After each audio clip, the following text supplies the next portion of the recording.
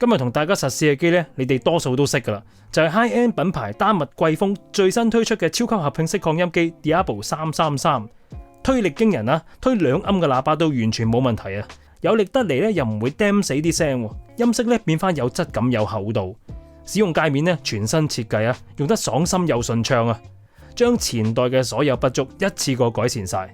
咪住，有冇咁誇張啊？齋講就係話，你拆開部機俾大家睇下，駁着部機俾大家望下，錄個音俾大家聽下先再吹啦。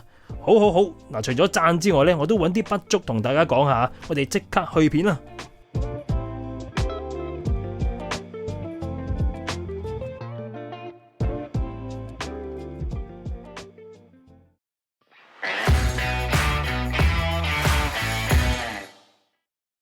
Hello， 咁多位大家好，我係國人，歡迎嚟到 FIFA3.com。今日同大家實試嘅產品呢，就係丹麥貴風最新推出嘅超級合併式擴音機 Diabo 333。咁正式介紹之前提大家，如果大家覺得我哋拍啲片都幾好睇嘅話呢，不妨考慮俾翻個 like 或者係訂閱下我哋嘅頻道，等我哋喺呢個偉大嘅 YouTube 演算法裏面呢得以繼續生存啊！部機好重嘅，所以開箱要幫手。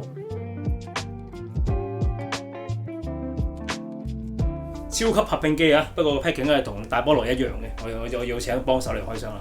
開咗呢個箱之後呢，就會見到說明書，有手套，有麥基布，有英式電源線，同埋有個全新嘅遙控器。呢個遙控器設計呢就冇咁前衛啦，不過都一樣咁好揸手嘅。感覺上都唔係好大啫，有個布袋喎。哇，冇手柄 ，OK 嘅。好，即係兩隻腳落咗先個尾。好。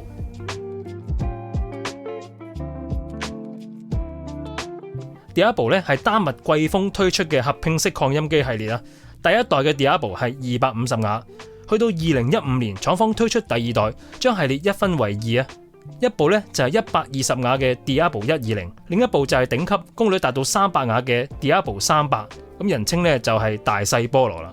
嚟到8年之後咧，廠方就宣布推出全新一代旗艦合併式擴音機 Diabo 333。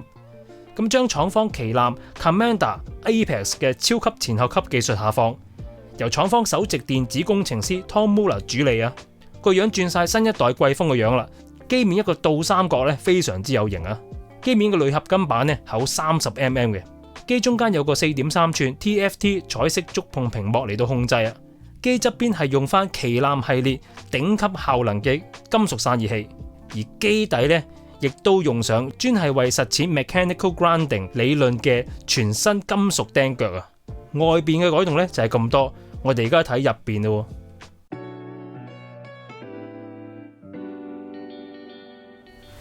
好，咁我哋講講機背啦。哇，機背你睇下幾高，一攬手都唔夠啊！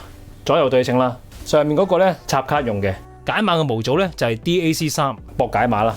下面嗰個咧就講到明係 RIAA module， 即係唱頭放大器用嘅。唱頭放大嘅模組型號就係 Phono Stage 3。另外呢兩個模組咧係可以同時加入去嘅線路嘅輸入輸出 in out 啦。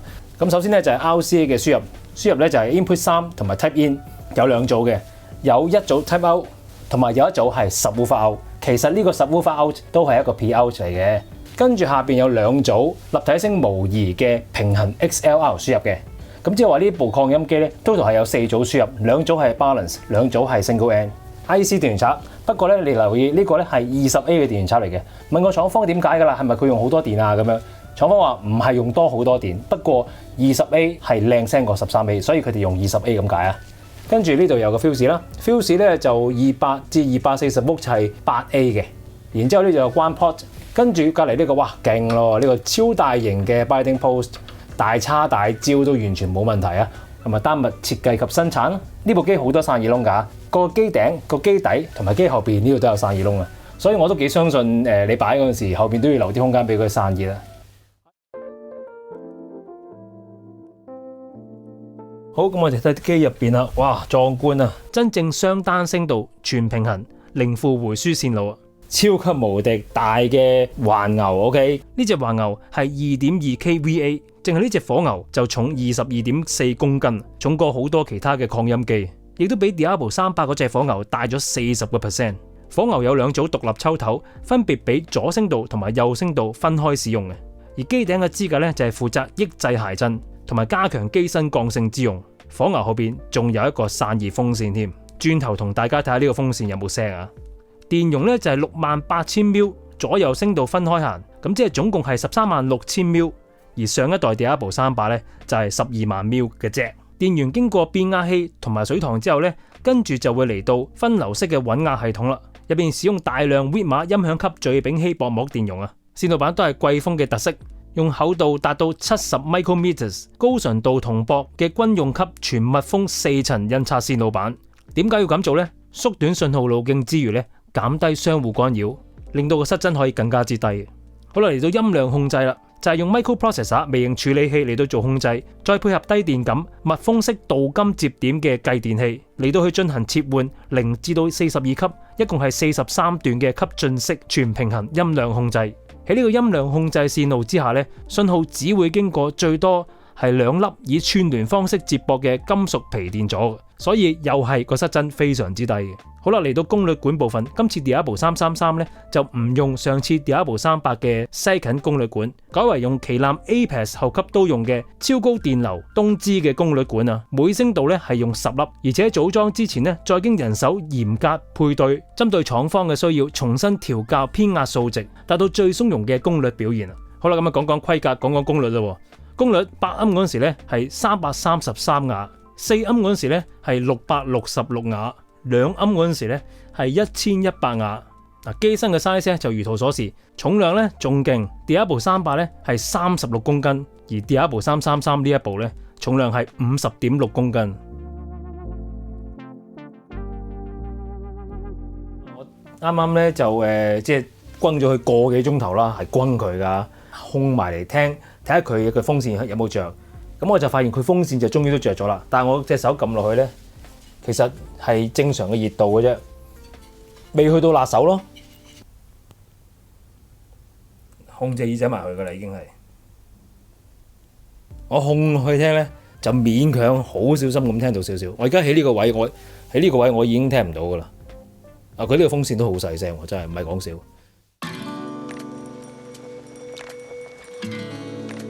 機面嘅設定咧，同上一代都有幾大嘅分別啦。首先，部機插電個開關掣咧，其實就喺部機嘅底嗰度嘅。所有嘅控制咧都係 touch mon 嘅，咁啊，我哋可以點一點佢。你睇下嗰個反應係非常之快，而且係冇聲嘅，係唔會有啲回力去突下嘅。咁啊，信源輸入咧就係4組啊。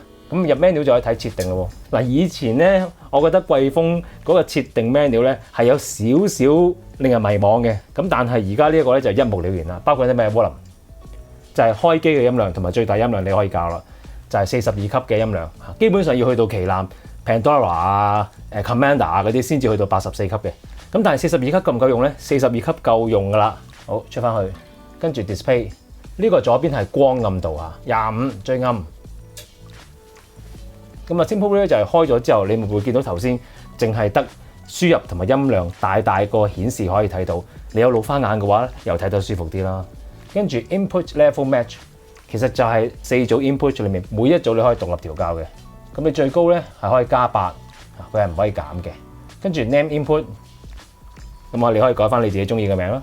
跟住 AV input， 即係 AV bypass，balance 同埋 RCA 是但一組做 AV bypass， 咁即係話你可以令到呢一部 Diablo 333變成純獨立後級，或者你夾翻你自己嘅 AV system 都可以用到嘅。講完。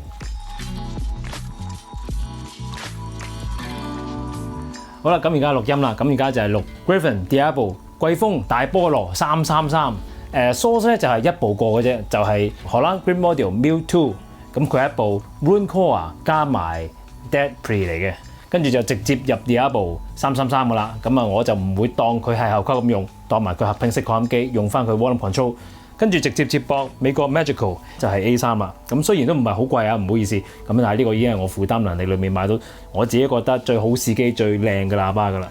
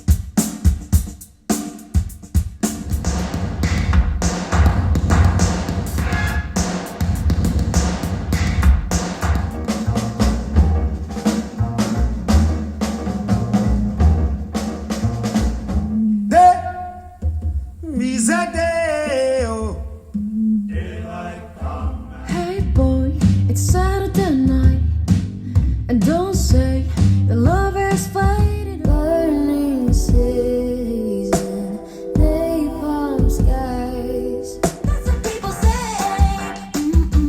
That's what people say. I go on too many. Kimi wa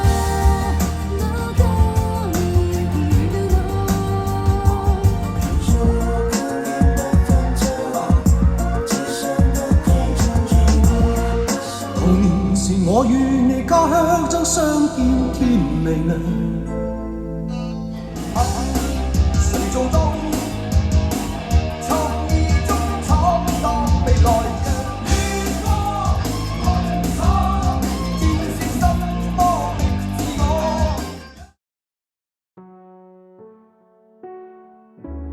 好啦，講一個聲啦，講咗力水先，推力方面相信大家都預計佢會有明顯嘅提升啦。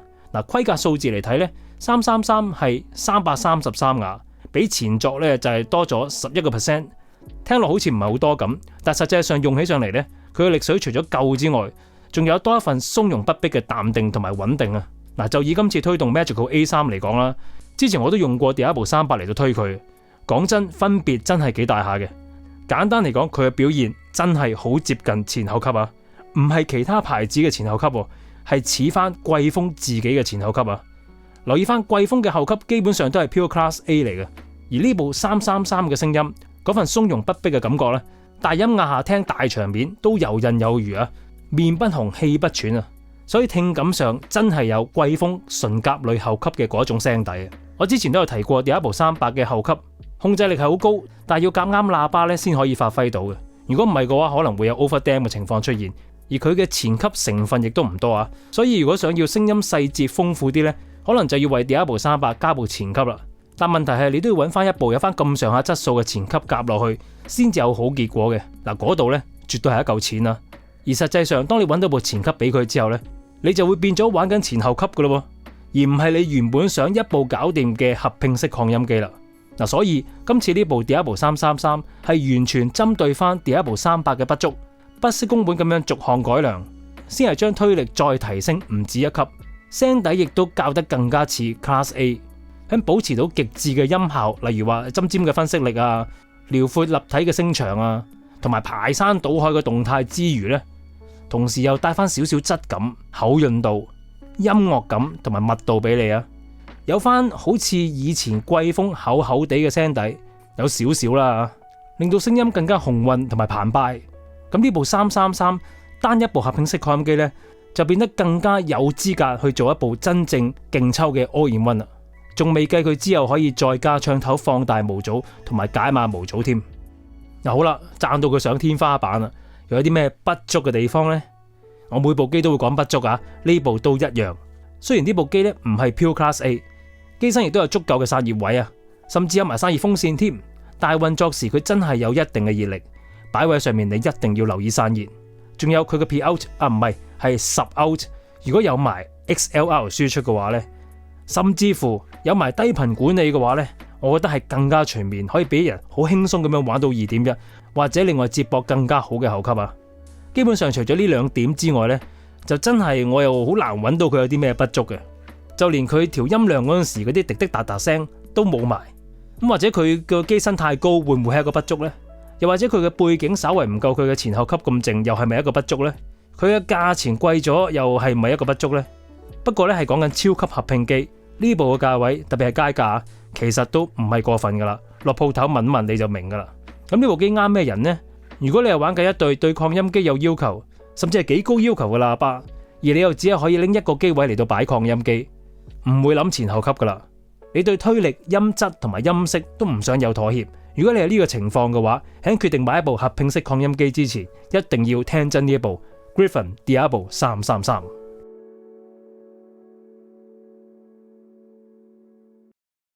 今日二選一嘅問題呢，老生常談，但係都好難揀啊！假設聲音一樣，係聲音一樣啊，價錢亦都係一樣，你會揀兩部機前後級，定係揀一部合併式擴音機呢？記住喎，係聲音一樣，價錢一樣。即係簡單啲嚟講，就係你想見到一部機，定係見到兩部機呢？不妨留言同大家講下你嘅睇法。好啦，下次再同大家介紹下唔同類型嘅萬眾矚目超級合拼機，下次再見，係咁，拜拜。